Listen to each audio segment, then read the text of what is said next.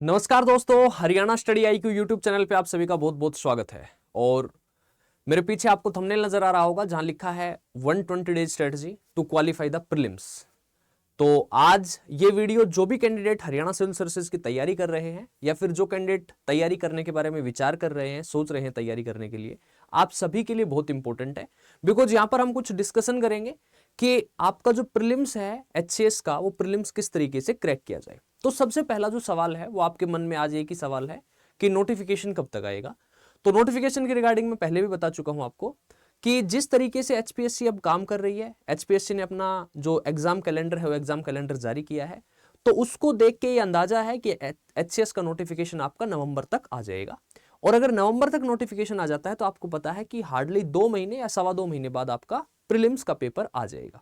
तो अगर नवंबर में नोटिफिकेशन आता है और उसके 2 महीने बाद प्रीलिम्स का पेपर है तो आपके पास, मान के चलिए, आपके पास 4-4.5 महीने का टाइम अभी है प्रीलिम्स को क्रैक करने के लिए। तो सबसे बड़ी बात यह है, सबसे इंपॉर्टेंट बात यह है, मैं पहले भी हमेशा एक बात कहता हूं कि हरियाणा सिविल सर्विसेज का exam prelims is more challenging than the mains. ऐसा नहीं है मेंस आसान है, बट प्रीलिम्स ज्यादा चैलेंजिंग है।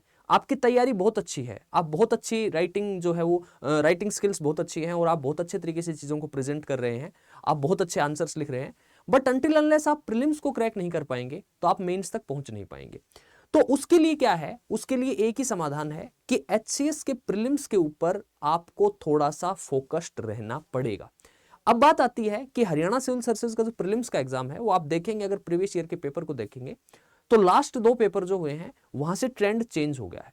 ट्रेंड चेंज इस तरीके से हुआ है कि जो सवाल आ रहे हैं वो यूपीएससी के तर्ज पे आ रहे हैं, जो क्वेश्चन है वो अच्छे लेवल के क्वेश्चन है। बट आप उसमें से एक चीज अगर नोटिस करेंगे उन सवालों को, मैंने पूरा पेपर जो एनालिसिस किया उसके बाद, कि उन सवालों में आपकी जो एनसीईआरटी है वो एनसीईआरटी सबसे मुख्य भूमिका निभा रही है। प्रीलिम्स के लिए एनसीईआरटी सबसे मुख्य भूमिका निभा रही है।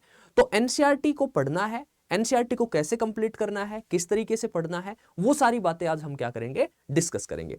तो देखिए सबसे पहले अगर हम बात करते हैं तो आज हम ये मान के चलते हैं कि ठीक है, आपका 120 दिन का टाइम अभी से बचा हुआ है प्रीलिम्स के लिए। तो अगर 120 दिन का टाइम बचा हुआ है तो सबसे पहली बात है कि आप ये देखें कि प्रीलिम्स में सब्जेक्ट क्या क्या है। तो सिलेबस मैं डिस्कस कर चुका हूं, और अगर हम सब्जेक्ट की बात करते हैं तो सब्जेक्ट है history, geography, polity, science, economy, current affairs और हरियाणा जीके। मैं हरियाणा जीके का जो सब्जेक्ट है इसको अलग से रख देता हूं, और हरियाणा जीके को मैंने इसलिए अलग से रख दिया कि जब आपका नोटिफिकेशन आ जाएगा उसके बाद भी अगर आप हरियाणा जीके पढ़ना शुरू करेंगे तो मैं मानता हूं कि 2 महीने में आप इसको, हरियाणा जीके को आप कवर कर लेंगे, कोई ऐसी बात नहीं है। बिकॉज हरियाणा, आपको पता है कि हरियाणा की हिस्ट्री, ज्योग्राफी, पॉलिटी अगर आप रोजाना 1 घंटा भी इस पे लगाएंगे then it will be okay, ठीक है। और यहां से एक बात बता देता हूं कि नंबर ऑफ क्वेश्चन है वो 6-7 क्वेश्चन है, और ये बहुत इंपॉर्टेंट सेगमेंट है, बहुत जरूरी पार्ट है। बिकॉज 6 से 7 सवाल वो हैं जो आप इजिली, हमेशा उस चीज पे टारगेट करो, उस चीज पे फोकस करो जो आपको ये लगे कि हाँ ये सॉफ्ट टारगेट है, कि इसको इजिली क्रैक किया जा सकता है। तो यहां से 6 से 7 सवाल आप इजिली कर लेंगे, ठीक है, ओके। उसके बाद हम बात करते हैं बाकी जो सब्जेक्ट है उनकी। तो बाकी जो सब्जेक्ट है उनमें मैं एक एक सब्जेक्ट को डिस्कस करूंगा। कि देखो, सबसे पहले अगर हम बात कर ले तो आपको क्या करना है कि आपको 3-3 सब्जेक्ट डिवाइड कर लेने हैं। 3-3 सब्जेक्ट कैसे डिवाइड कर लेने हैं कि एक क्या करते हैं, हम जब भी हम तैयारी करते हैं, जब हम पढ़ना शुरू करते हैं तो हम क्या करते हैं, हम एक सब्जेक्ट को लेके बैठ जाते हैं, और एक सब्जेक्ट को लेके और फिर उसको एकदम जो है ना वो करते रहते हैं 4-5 दिन उसे एक ही सब्जेक्ट को पढ़ते रहे, बाकी सब्जेक्ट से हमारा टच क्या कर देते हैं, छोड़ देते हैं। सबसे गड़बड़ होती है, सबसे गलत बात होती है। आपको क्या करना है, आपको 3 सब्जेक्ट एक साथ लेके चलने हैं।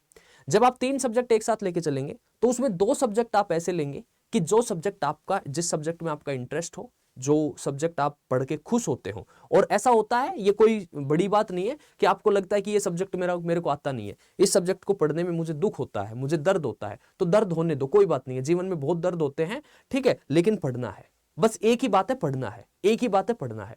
तो आपको क्या करना है, 2 सब्जेक्ट वो लेने हैं जहां आपका इंटरेस्ट है, एक सब्जेक्ट वो लेना है जहां आपका इंटरेस्ट कम है।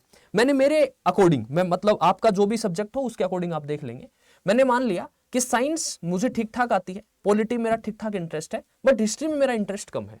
तो मैंने 3 सब्जेक्ट एक साथ ले लिए, हिस्ट्री, साइंस और पॉलिटी। अब हिस्ट्री, साइंस और पॉलिटी एक साथ ले लिए तो अब हमको क्या करना है कि आप प्रीवियस ईयर के पेपर देख रहे होंगे, तो प्रीवियस ईयर के पेपर में आप एक चीज एनालाइज कर रहे होंगे कि डायरेक्ट एनसीईआरटी की लाइन बाय लाइन आ रही है। डायरेक्ट एनसीईआरटी की लाइन बाय लाइन आ रही है। तो मैं बता दूं आपको, क्लियर कर दूं बिल्कुल, कि यहां पर मेरे पास आपकी जो बुक लिस्ट है वो बुक लिस्ट है मेरे पास। हमने लिया हिस्ट्री, तो हिस्ट्री के लिए अगर हम बात करते हैं तो हिस्ट्री का जो सेगमेंट है उसमें ये 3 किताबें हैं, और मैं अक्सर इन्हीं की बात करता हूं। आपने पहले भी देखा होगा, मैं इन्हीं किताबों की बात करता हूं, बिकॉज जो पेपर है ना वो इसी में से आता है। बस बात क्या है, दिक्कत क्या है, दिक्कत यह है कि आप उस स्टेटमेंट को पकड़ नहीं पा रहे हैं कि ये कहां से पूछा गया है। आप उस चीज को पकड़ नहीं पा रहे हैं कि ये स्टेटमेंट किस लाइन को, एनसीईआरटी की किस लाइन को उसने घुमा के पूछा है। तो 3 किताबें हैं ये, themes in the Indian history part 1, part 2 और पार्ट 3। ठीक है, ये क्लास 12th की एनसीईआरटी है। उसके बाद ये 3 किताबें हैं, क्लास 11th की एनसीईआरटी है, एंशिएंट इंडिया, मिडिवल इंडिया और मॉडर्न इंडिया। इसके अलावा मार्केट में स्पेक्ट्रम है, बिपिन चंद्रा है और बहुत सारा सोर्स है। हिस्ट्री एक ऐसा सब्जेक्ट है जिसका बहुत सारा सोर्स है, बट मैं आपको कहता हूं कि आप स्ट्रिक्टली केवल और केवल ये 3 किताबें पढ़ो। ये 3 किताबें पढ़ के और आप क्या करोगे, क्योंकि आज हम केवल प्रीलिम्स की बात कर रहे हैं, उसके बाद आप क्या करोगे, प्रीवियस ईयर के क्वेश्चंस लगाओगे। अब आप कहोगे सर ये प्रीवियस ईयर के क्वेश्चन कौन से लगाने हैं? जो हरियाणा सिविल सर्विसेज में आए हैं वो तो मस्ट है, उसका तो कोई मतलब ये नहीं है, अल्टरनेट ही नहीं है, वो तो लगाने ही लगाने हैं। उसके अलावा क्या करना है, उसके अलावा अब मैं आपको बताता हूं जो रिसेंट ट्रेंड है उसके अकॉर्डिंग आपको बीपीएससी के प्रीवियस ईयर क्वेश्चन लगाने हैं। ठीक है, मार्केट में किताबें मिलती हैं, टॉपिक वाइज सवाल आ जाते हैं, ठीक है, सब्जेक्ट वाइज सवाल आ जाते हैं बीपीएससी के।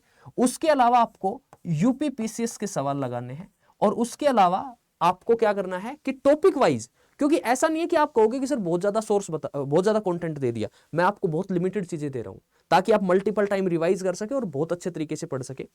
यहां जो सवाल होंगे और यहां जो सवाल होंगे उसमें आप देखेंगे कि 60-70% क्वेश्चन ओवरलैप हो रहे हैं, 60-70% सवाल वही है, उनमें टाइम नहीं लगेगा। और उसके साथ साथ क्या करना है, एनडीए, सीडीएस और सीएपीएफ के भी क्वेश्चन आपको लगाने हैं। एनडीए के, नेशनल डिफेंस एकेडमी का जो एग्जाम होता है यूपीएससी कंडक्ट करवाती है, अच्छे लेवल के सवाल आते हैं। सीडीएस के पेपर आपको लगाने हैं, और आपको CAPF, central armed police forces के पेपर लगाने हैं। यहां से क्या होगा कि यहां से आपकी अंडरस्टैंडिंग भी डेवलप होगी, आपको यह भी पता चलेगा कि ट्रेंड क्या है, और आप एक चीज और देख पाएंगे कि आपको यह पता चलेगा कि जो सिली मिस्टेक होती है पेपर में, वो सिली मिस्टेक कहां पर होती है और उसको किस तरीके से कवर किया जा सकता है। ठीक है, तो ये क्या है, आपका हिस्ट्री का सेगमेंट है। हिस्ट्री में इसके अलावा आपको कुछ भी नहीं पढ़ना है, सिर्फ ये 6 किताबें हैं जो मैंने आपको बताई है। उसके बाद दूसरा सब्जेक्ट लिया हमने पॉलिटी। तो पॉलिटी की अगर हम बात करते हैं तो पॉलिटी में आपको ये 3 एनसीईआरटी मस्ट है। आप कहेंगे सर हम तो लक्ष्मीकांत पढ़ रहे हैं, बहुत अच्छी बात है, लक्ष्मीकांत पढ़ लो, लक्ष्मीकांत बहुत अच्छी किताब है, लक्ष्मीकांत से सवाल आते हैं, बट ये 3 किताबें पहले कंप्लीट करोगे आप। ये 3 किताबें कंप्लीट करके और फिर लक्ष्मीकांत के ऊपर जाओगे, लक्ष्मीकांत को पढ़ना शुरू करोगे, और उसके साथ साथ वही चीज आपको जो मैंने बताई, प्रीवियस ईयर के क्वेश्चन बीपीएससी के, यूपीपीसीएस के, एनडीए के, सीडीएस के, सीएपीएफ के। और अगर हिम्मत हो तो ऐसा नहीं है कि सवाल कुछ अलग होते हैं, तो यूपीएससी सिविल सर्विसेज एग्जामिनेशन के भी सवाल लगा लेना, प्रीवियस ईयर के सवाल मिल जाएंगे टॉपिक वाइज, कोई बात नहीं है। ये क्या है, ये आपका पॉलिटी का सेगमेंट है। उसके बाद मैंने बताया कि इसके साथ लेके चलनी है आपको साइंस। अगर हम साइंस की बात करते हैं तो साइंस की 9th क्लास की एनसीईआरटी और 10th क्लास की एनसीईआरटी, 9th और 10th क्लास की एनसीईआरटी, ये एनसीईआरटी आपकी कंप्लीट होनी चाहिए, लाइन बाय लाइन याद हो आपको। मैं एक बात बता देता हूं, ये जो एग्जाम है ना, ये सेल्फ स्टडी का एग्जाम है, ये जो पेपर है ना, ये याद करने का पेपर है। ये भ्रम है इस चीज का कि इस पेपर को तो जो है ना वो समझ के करेंगे, नहीं, याद करना पड़ेगा, याद ही करोगे तभी बात बनेगी, और याद तब होगा जब मल्टीपल टाइम्स रिवीजन होगा। तो 9th और 10th क्लास की एनसीईआरटी, और 12th क्लास की बायोलॉजी है, इसके कुछ फिक्स टॉपिक हैं जो इन्वायरमेंट से रिलेटेड हैं, लास्ट के 5-6 चैप्टर हैं, केवल वही करने हैं। बाकी ये 2 एनसीईआरटी हैं, ये 2 एनसीईआरटी आपकी क्या है, मस्ट है। ये जो टॉपिक आप कर रहे हैं, ये जब एनसीईआरटी से आप पढ़ रहे हैं, तो ये किसके लिए सेगमेंट बताया मैंने, ये सेगमेंट मैंने आपको बताया आपका किसके लिए, ये 3 सब्जेक्ट जो थे, इन 3 सब्जेक्ट के लिए। अब हम बात आ जाते हैं वापस कि ये तीनों सब्जेक्ट हो गए हमारे, 3 सब्जेक्ट आपको एक साथ लेके चलने हैं, और आपको क्या करना है कि इन 3 सब्जेक्ट को आप ये मान के चलिए कि आप एक टारगेट ले लेंगे। आप, हो सकता है आप में से बहुत से लोग वर्किंग होंगे, आप में बहुत सी जो है ना वो हमारी नारी शक्ति होगी जिनको घर के काम भी होते हैं, बच्चों को भी देखना होता है, तो आप क्या करेंगे, अपने हिसाब से टाइम एडजस्ट करेंगे, और अपने हिसाब से टाइम एडजस्ट करके और इस सेगमेंट को आपको विदिन 20 डेज कंप्लीट कर देना है। विदिन 20 डेज ये एनसीईआरटी आपको क्या कर देनी है, कंप्लीट कर देनी है। जब आप इस एनसीईआरटी को पढ़ रहे होंगे तो बहुत सी चीजें ऐसी होंगी जो आपको समझ नहीं आ रही होंगी, कोई बात नहीं है, उन सबको अंडरलाइन कर लेना है। जब उसको अंडरलाइन कर लेंगे तो अंडरलाइन करने से क्या होगा कि अंडरलाइन करने से अगली रीडिंग जब आएगी तो अगली रीडिंग में उन चीजों पे ज्यादा फोकस्ड रहेंगे कि हाँ यार ये चीज पिछली बार समझ नहीं आई थी, इसको देखते हैं। उन चीजों पे आप ज्यादा क्या रहेंगे, कंसंट्रेट रहेंगे। क्लियर है? उसके बाद हम बात करते हैं ज्योग्राफी की, इकोनॉमी की और करंट अफेयर की। तो ज्योग्राफी की अगर मैं बात करता हूं तो ज्योग्राफी के लिए मैं बार बार बताता हूं, मेरा सब्जेक्ट है, मैं इस सब्जेक्ट का एक स्टूडेंट हूं और इस सब्जेक्ट को मैं खुद इस सब्जेक्ट का स्टूडेंट होने के नाते मैं आपको एक बात बताता हूं, ये दोनों किताबें बहुत अच्छी किताबें हैं, लेकिन ये जो किताब है ये ज्यादा इंपॉर्टेंट है। और एक बात बता दूं, इसमें बहुत सारी मिस्टेक है, ठीक है, और जब मैं क्लास में डिस्कस करता हूं तो मैं वो बता भी देता हूं कि यहां पे कुछ कुछ चीजें क्या है, गलत लिखी हुई है। मतलब एकदम ब्लाइंडली इसको नहीं करना है, कंटेंट अच्छा है इसका, but there are some mistakes, कुछ मिस्टेक हैं। और उसके अलावा 12th क्लास की एक एनसीईआरटी है, India people and economy, India people and economy. ये जो एनसीईआरटी है ये 12th क्लास की एनसीईआरटी है। बिकॉज मैं हमेशा कहता हूं कि इकोनॉमी का लगभग 20-30% सिलेबस है जो ज्योग्राफी के साथ ओवरलैप करता है, ठीक है। एग्रीकल्चर है, मिनरल्स हैं, माइंस हैं, इंडस्ट्रीज हैं, ट्रांसपोर्ट है, ट्रेड है, ये टॉपिक वो हैं जो इकोनॉमी में भी है, ज्योग्राफी में भी है। तो इंडिया पीपल एंड इकोनॉमी, ये एनसीईआरटी, ये दोनों ज्यादा फोकस्ड रहना है इन पे। और ये एनसीईआरटी भी आपको पढ़नी है, ऐसा नहीं है कि मैं इसको इग्नोर कर रहा हूं, इसको ये कह रहा हूं कि एनसीईआरटी नहीं पढ़नी, एनसीईआरटी भी पढ़नी है। और एक बात बता देता हूं कि ये एनसीईआरटी पढ़ना बड़ा टफ है, समझ नहीं आती है। मतलब when I was in my preparation days मुझे समझ नहीं आती थी, आज मैं ठीक ठाक कर लेता हूं, लेकिन उस समय पर नहीं पल्ले पड़ती थी चीजें, और 2 दिन में ऐसे लगने लग जाता है कि बोर हो गए। उसका क्या समाधान है, वो समाधान भी मैं आपको बताऊंगा। पहले मैं एक बार आपको बता दूं, ये दोनों NCERT plus India people and economy class 12th की एनसीईआरटी और plus previous year question BPSC के, यूपीपीसीएस के और सिविल सर्विसेज एग्जामिनेशन के, एनडीए के, सीडीएस के, सीएपीएफ के, ये क्वेश्चन आपको टॉपिक वाइज मिलते हैं मार्केट में। टॉपिक वाइज किताबें होती हैं, उसमें ऐसा नहीं है कि आपको कहीं से ढूंढना पड़ेगा, नहीं, वो आप किताब ले आएंगे 100-200 रुपए में हो जाएगा। उसके बाद अगले सब्जेक्ट की बात कर लेते हैं, इकोनॉमी की। अगर इकोनॉमी की बात कर लेते हैं तो इकोनॉमी में ये दोनों एनसीईआरटी मस्ट है। क्लास 11th की एनसीईआरटी है, ठीक है, और ये क्लास 12th की एनसीईआरटी है। इंट्रोडक्टरी मैक्रो इकोनॉमिक्स और इंडियन इकोनॉमिक डेवलपमेंट, ये दोनों किताबें हैं, ये दोनों किताबें मस्ट हैं। और लेकिन एक बात बता देता हूं कि इन दोनों किताबों से आपका बेस बन सकता है, आपके सवाल नहीं बनेंगे। बेस बन जाएगा, पेपर में सवाल नहीं बनेंगे। पेपर में सवाल कब बनेंगे, पेपर में सवाल तब बनेंगे जब आप करंट अफेयर के साथ अपडेटेड रहेंगे, जब आप करंट को अपडेट करते रहेंगे और देखते रहेंगे हाँ हाँ क्या क्या पूछा जा रहा है, किस किस तरीके से पूछा जा रहा है, then it will be easy, फिर आसान हो जाएंगी चीजें, फिर आप इजीली सवाल लगा सकते हैं। तो ये दोनों किताबें क्या है, इकोनॉमी के लिए है। और एक सब्जेक्ट बचता है हमारा, that is current affairs. Current affairs के लिए ऐसा है कि करंट अफेयर्स का जो दायरा है वो बहुत बड़ा है। तो बहुत बड़ा दायरा है, तो आपको क्या करना है कि आपको कोई भी एक मैगजीन, मतलब आपका पेपर मान के चलो कि जनवरी 2026 में है, तो जनवरी 2026 में पेपर है, तो आपको 2025 का पूरा करंट अफेयर आपका अपडेट होना चाहिए। उसके लिए आप डाउन टू अर्थ ले सकते हैं, योजना पढ़ सकते हैं, कुरुक्षेत्र पढ़ सकते हैं। तीनों ही मैगजीन अच्छी हैं, but again I am repeating the same line that आपको सोर्स लिमिटेड रखना है और आपको एक ही मैगजीन को फॉलो करना है, चाहे आप कोई सी भी मैगजीन कर लें, डाउन टू अर्थ कर लें, योजना कर लें या कुरुक्षेत्र कर लें। ऐसा नहीं है तीनों परचेज कर ले, तीनों को पढ़ने लगे, फिर वो कुछ नहीं हो पाएगा। ये जो कंटेंट मैंने आपको बताया है, ये कंटेंट आपका रहेगा, दैट्स इट। इसके अलावा आपको कुछ नहीं करना है। अब आ जाओ मेरे साथ वापस, और अब अगर हम बात कर लेते हैं यहां पर कि जो सब्जेक्ट मैंने आपको बताए यहां पर और यहां पर, इसका मैंने ये बता दिया कहां से पढ़ना है, बहुत लिमिटेड बताया मैंने। इसके अलावा कहीं पर हाथ पैर नहीं मारने हैं ना, बस यही करना है। और उसके अलावा क्या करने हैं, अदर देन दैट, इसके अलावा प्रीवियस ईयर के क्वेश्चंस लगाने हैं। तो प्रीवियस ईयर के क्वेश्चन लगाएंगे, ये क्या है, मस्ट है, वो मैंने आपको बता दिया। बीपीएससी, यूपीपीसीएस और सिविल सर्विसेज एग्जामिनेशन के क्वेश्चन लगाने हैं। 20 डेज में ये करना है और विद इन 20 डेज आपको ये करना है, ये एनसीईआरटी आपको कंप्लीट करनी है। जब आप 20-20 दिन में इन एनसीईआरटी को कंप्लीट कर लेंगे, तो इस एनसीईआरटी को जब आप कंप्लीट करेंगे, तो कंप्लीट करने के बाद आपको ये लगेगा कि यार तैयारी नहीं है बिल्कुल भी। और ये मैं फैक्ट बता रहा हूं, जो मतलब मैंने फील किया है वो बता रहा हूं आपको। आपको ये महसूस होगा कि यार मेरी तैयारी नहीं है। अब क्या करना है, अब पहली रीडिंग जो 20 दिन में हुई थी, वो अगली रीडिंग कितने दिन में खत्म करनी है, अगली रीडिंग खत्म करनी है 15 दिन में। मतलब यहां पर अगर मैं कहता हूं कि जो फर्स्ट राउंड है, वो फर्स्ट राउंड कितने दिन का हो गया, 40 डेज का हो गया, सारे सब्जेक्ट हो गए, सारे सब्जेक्ट हो गए। अगला जो राउंड आएगा, वो अगला राउंड कितने दिन में खत्म करना है, नेक्स्ट राउंड 30 डेज में खत्म करना है, 30 दिन में, 15 और 15, क्योंकि दूसरी बार जब आप जाएंगे तो टाइम कम लगेगा। दूसरी बार आप देखेंगे कि हाँ चीजें यार इजीली हो रही हैं, चीजें इजीली हो रही हैं। कुछ कुछ पॉइंट थे जहां पर आपको पहली बार में दिक्कत आई थी, वो पहली बार में दिक्कत आई थी, उन पॉइंट को क्या कर लेना है, उन पॉइंट को अंडरलाइन करते हुए चलना है, और दूसरी बार में आप क्या हो जाएंगे, उससे और ज्यादा परिचित हो जाएंगे। प्रीवियस ईयर क्वेश्चन साथ के साथ लगते रहेंगे, प्रीवियस ईयर क्वेश्चन साथ के साथ लगते रहेंगे। और ऐसा नहीं है 40 डेज, मतलब इसमें 1 2 4 5 दिन ऊपर नीचे हो सकते हैं, वो मतलब जिस भी फील्ड में आप काम करते हैं उसके अकॉर्डिंग आप मैनेज करेंगे तो थोड़ा बहुत ऊपर नीचे हो जाता है। ऐसा नहीं है कि एकदम स्टिक यही रहना है, ठीक है। उसके बाद हमारे यहां पर टोटल टाइम जो हो गया, वो टोटल टाइम हो गया हमारा 70 डेज का, 70 दिन का टाइम हो गया। अब क्या करना है, अब 70 दिन का टाइम हो गया, प्रीवियस ईयर क्वेश्चन लगा लिए, एनसीईआरटी की 2 रीडिंग होगी। अब आपको शुरू कर देने हैं mock test. Now you have to start the mock test. Mock test जब आप शुरू करेंगे तो मॉक टेस्ट रोज नहीं लगाना है, अल्टरनेट डे पे, या फिर आप लगा सकते हैं 2 दिन में 1 दिन। 2 दिन हुए, 2 दिन के बाद 1 दिन लगाया। जो मॉक टेस्ट आपने लगाया उस मॉक टेस्ट को क्या करना है, 1 दिन पूरे दिन कंप्लीट एनालिसिस करना है उसका।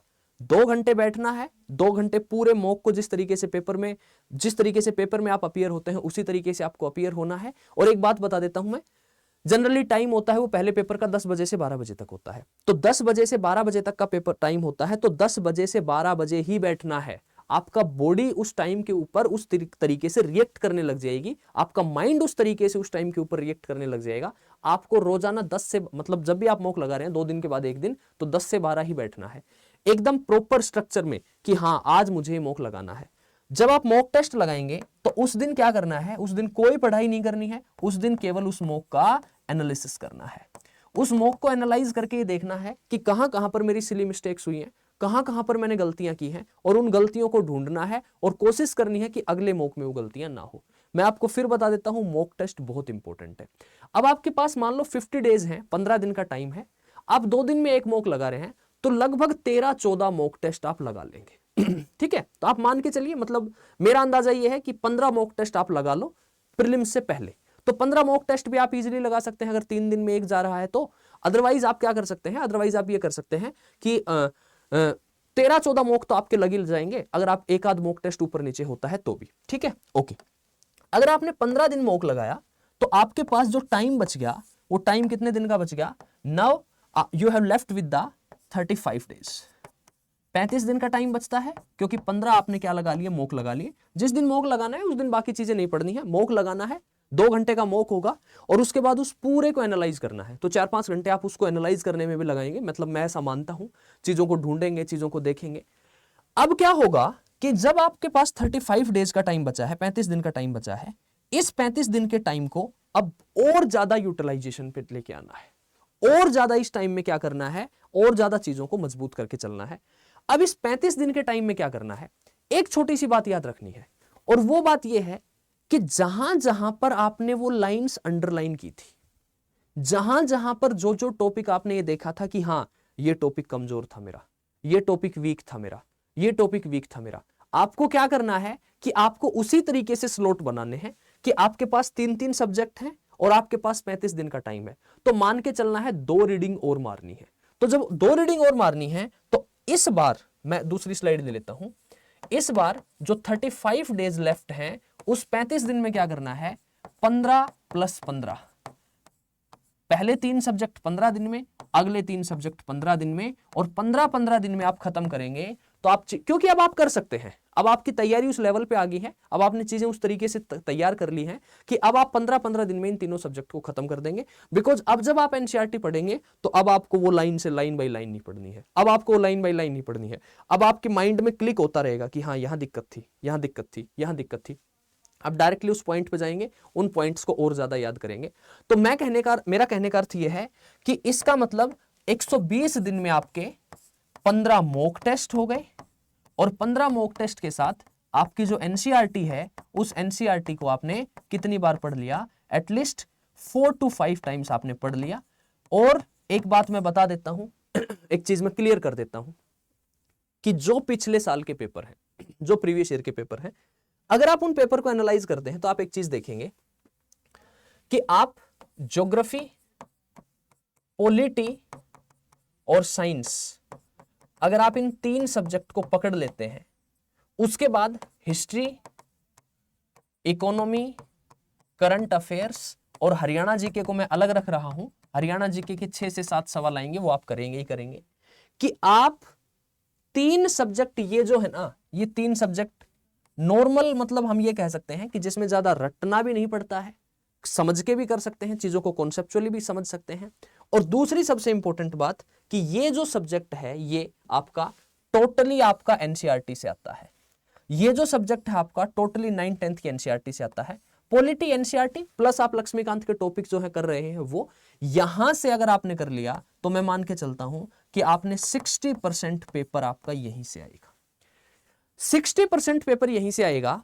तो आपको एक चीज याद रखनी है, कोई भी 3 सब्जेक्ट जिस सब्जेक्ट में आपका इंटरेस्ट हो, मतलब ये बात मुझे भी किसी मेरे टीचर ने बताई थी और बहुत अच्छी बात थी, और मैं हमेशा इस बात को बताता हूं, और ये चीज बहुत सारे जो सिलेक्टेड कैंडिडेट्स हैं उनके साथ भी डिस्कस होता है, तो वो भी इस चीज को बताते हैं कि प्रीलिम्स को क्रैक करने का एक ही समाधान है कि 3 सब्जेक्ट ऐसे पकड़ो कि जिसमें स्कोरिंग 90% से ज्यादा कर पाओ, कि 3 सब्जेक्ट इतने लेवल पे तैयार कर लो कि हां अगर यहां से सवाल आ गया ना तो मेरा गलत नहीं होगा। मान लो मेरा सब्जेक्ट ज्योग्राफी है, कि ज्योग्राफी से सवाल आ गया तो गलत नहीं होगा, पॉलिटी से सवाल आ गया तो कहीं से भी दे देगा, गलत नहीं होगा, साइंस से क्वेश्चन आ गया तो कहीं से भी दे देगा, गलत नहीं होगा। 3 सब्जेक्ट ऐसे हों कि जिनमें आपकी स्कोरिंग 90% हो, और मैं मानता हूं कि इन 3 सब्जेक्ट में आप कर सकते हैं इसमें। मैंने नहीं कहा हिस्ट्री, मैंने नहीं कहा इकोनॉमी, मैंने नहीं कहा करंट अफेयर। अगर यहां से आप 50% से ज्यादा भी स्कोरिंग कर देते हो, मोर देन 50%, और हरियाणा जीके को तो मैं मान के चलूंगा यार 6 से 7 सवाल आप बना के आओगे, ठीक है। अगर 7 सवाल आ रहे हैं तो 4-5 सवाल तो आप कर ही दोगे, एक आधा सवाल तो ठीक है गलती हो जाती है, ठीक है, 4 से 5 सवाल आप यहां कर दोगे। यहां 60% अगर आपका सिलेबस आ रहा है और आपने 80% सवाल भी ठीक कर दिए, तो 80% का मतलब यह है कि कितने सवाल ठीक हो गए, 48। और आप 50% छोड़ो, 40% भी अगर यहां स्कोर कर देते हो तो हार्डली, देखो एचपीएससी अपनी प्रीलिम्स के कट ऑफ तो जारी करता नहीं, आप लोगों को पता है, लेकिन अंदाजा है, अनुमान है, जनरल कैंडिडेट के लिए 55 मार्क्स अगर आ जाते हैं तो 56 के ऊपर क्वालिफाई हो जाता है। तो इजीली आप इस एग्जाम को, इस प्रीलिम्स को क्रैक कर सकते हैं। प्रीलिम्स को क्रैक करने का केवल और केवल एकमात्र यही उपाय है कि आपकी एनसीईआरटी और पेपर मोर देन, मैंने क्या कहा, मोर देन 60% पेपर आपका एनसीईआरटी से आता है, 60-70%। कुछ चीजें हैं जो आप करंट अफेयर से पढ़ रहे हैं, कुछ चीजें हैं जो आप कहीं कोचिंग कर रहे होंगे, कोचिंग से पढ़ रहे हैं, कुछ चीजें हैं जो आपको टीचर आपको क्लास नोट्स दे रहे होंगे, वहां से कर रहे होंगे, तो वहां से चीजें क्या हो जाएंगी, आपकी कवर हो जाएगी। ठीक है, क्लियर हो गई यहां तक की बात? ठीक है, तो यही एकमात्र क्या है, आपकी 120 दिन में 4 से 5 रीडिंग हो जाए एनसीईआरटी की, 15 मॉक टेस्ट हो जाए आपके, और उसके अलावा आप 3 सब्जेक्ट पकड़े रखेंगे जिनमें बहुत अच्छी स्कोरिंग होगी। 3 सब्जेक्ट होंगे वो नॉर्मल भी आप तैयार कर रहे हैं, मोर देन 50% भी स्कोर कर रहे हैं, then it will be easy for you. अब बात आती है कि ये जो एनसीईआरटी मैंने बताई है, ये जो चीजें मैंने जितनी आसानी से बताई है, ये इतनी आसानी से होती नहीं है।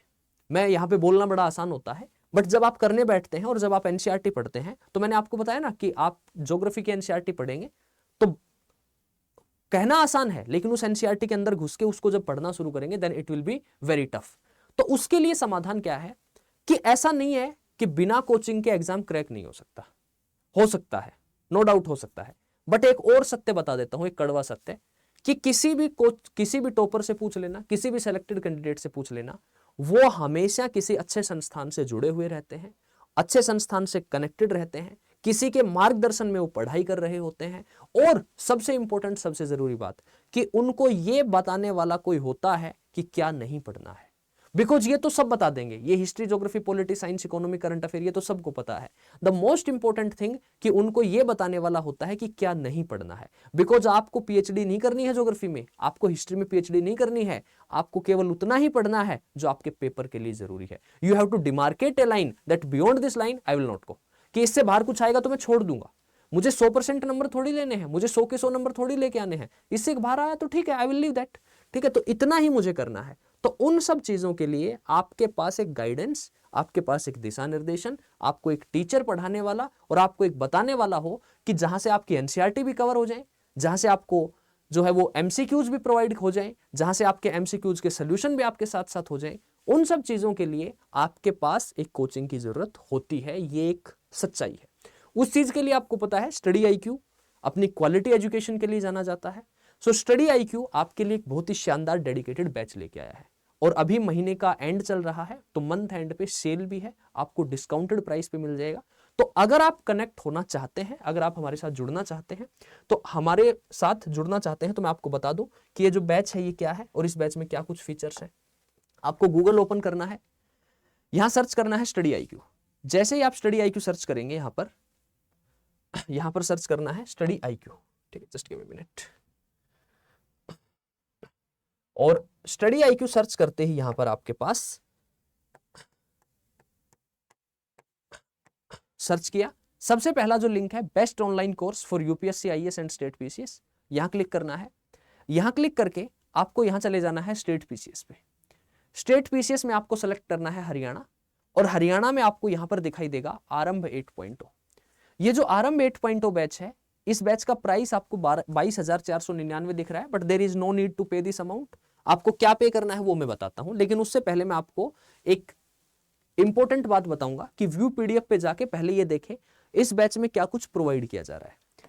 आप इस बैच को स्क्रॉल करेंगे, स्क्रॉल करके आप नीचे आएंगे तो देखेंगे ये बैच आपका 23 अगस्त से स्टार्ट हुआ है और सुबह 8 बजे से 11 बजे तक इसकी क्लासेस होती हैं, लाइव क्लासेस। इस बैच में क्या मिल रहा है, इस बैच में लाइव लेक्चर्स मिलेंगे आपको 1000+ आवर्स के। इस बैच में आपको रिकॉर्डेड लेक्चर मिलेंगे कि आप लाइव अटेंड नहीं कर पाते हैं तो रिकॉर्डिंग देख सकते हैं। हो सकता है आप सर्विस करते हो सकता है आप घर में उस समय पे आपको काम होता हो, आप लाइव नहीं देख पाते हैं। आपको हिंदी और इंग्लिश दोनों लैंग्वेज में नोट्स और क्रक्स मिलेंगे, और आपकी ये जो बैच होगा ये भी हिंदी और इंग्लिश दोनों में होगा। आपको 1-to-1 मेंटोरशिप मिलेगी। प्रीलिम्स की पूरी टेस्ट सीरीज आपको प्रोवाइड की जाएगी। मैंने आपको बताया ना आपको 15 मॉक लगाने हैं, तो यहां पर आपको मॉक टेस्ट भी मिलेंगे।